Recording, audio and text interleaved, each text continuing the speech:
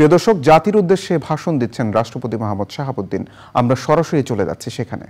তিন বাহিনীর প্রধান এবং বিভিন্ন রাজনৈতিক দলের নেতৃবৃন্দ, সুশীল সমাজের প্রতিনিধি ও বৈষম্য বিরোধী ছাত্র আন্দোলনের কয়েকজন সমন্বয়কদের সাথে আলোচনা হয়।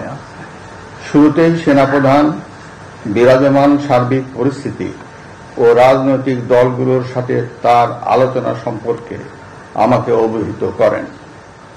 রাজনৈতিক নেতৃবৃন্দ এ সময় তাদের বক্তব্য তুলে ধরেন। সভায় বৈষম্য বিরোধী ছাত্র আন্দোলনের নিহত শহীদদের স্মরণে শোক প্রস্তাব গৃহীত হয়। এছাড়া জরুরি ভিত্তিতে একটি অন্তর্বর্তীকালীন সরকার গঠনের সিদ্ধান্ত নেওয়া হয়। সকল দল ও অংশীজনদের সাথে আলোচনা করে গঠিত অন্তর্বর্তীকালীন সরকার যত দ্রুত সম্ভব নির্বাচনের ব্যবস্থা করবে।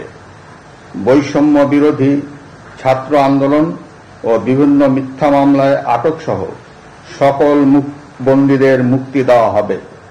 বৈষম্য বিরোধী ছাত্র আন্দোলনের নিহতদের পরিবারদের ক্ষতিপূরণ প্রদান ও আহতদের সুচিকিৎসার প্রয়োজনীয় সকল সহায়তা দেওয়া হবে। সর্বসম্মতিক্রমে বিএনপির চেয়ারপারসন বেগম খালেদা জিয়াকে মুক্তি দেওয়ার সিদ্ধান্ত নেওয়া হয়। প্রিয় দেশবাসী, আমি দেশের আইন শৃঙ্খলা পরিস্থিতি স্বাভাবিক করতে এবং লুপ্তরাজ ও ধ্বংসাত্মক কর্মকাণ্ড বন্ধ করতে রাজনৈতিক দলগুলোর প্রতি আহ্বান জানাচ্ছি। জনগণের জানমাল ও রাষ্ট্রীয় সম্পদ রক্ষায় সশস্ত্র বাহিনীকে কঠোর পদক্ষেপ নেওয়ার নির্দেশ প্রদান করছি। সাম্প্রদায়িক সম্প্রীতি ও সংখ্যালঘুদের নিরাপত্তা নিশ্চিত করতে এবং সরকারি সম্পত্তি রক্ষায় সকলকে এগিয়ে আসার আহ্বান জানাচ্ছি। দেশের অর্থনীতি, প্রশাসন ও শিল্প কল কারখানা চালু রাখার লক্ষ্যে সকলকে কার্যকর ভূমিকা রাখার আহ্বান জানাই। ছাত্র নেতৃবৃন্দ ও শিক্ষকদের সাথে আলোচনা সাপেক্ষে অতি শীঘ্রই শিক্ষা প্রতিষ্ঠানগুলি খুলে দেওয়া হবে।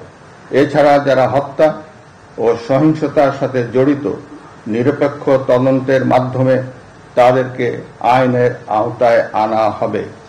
গণপ্রজাতন্ত্রী বাংলাদেশের সংবিধান অনুযায়ী অনতি বিলম্বে বর্তমান সংসদ বিলুপ্ত করা হবে।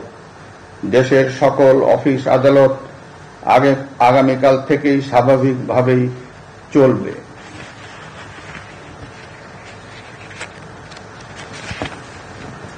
প্রিয় দেশবাসী, আসুন আমরা দেশকে বাঁচাতে একযোগে কাজ করি। পারস্পরিক হিংসা বিদ্বেষ ভুলে ও প্রতিহিংসার ঊর্ধ্বে উঠে দেশকে এগিয়ে নিতে নিজ নিজ অবস্থান থেকে ভূমিকা রাখার জন্য আমি বিনয়ের সাথে আপনাদের প্রতি অনুরোধ করছি। একটি সুন্দর ও সোনালী ভবিষ্যতের প্রত্যাশায় আমরা এগিয়ে যাব ইনশাআল্লাহ। মহান আল্লাহ আমাদের সহায় হন। খোদা হাফেজ। বাংলাদেশ চিরজীবী হোক।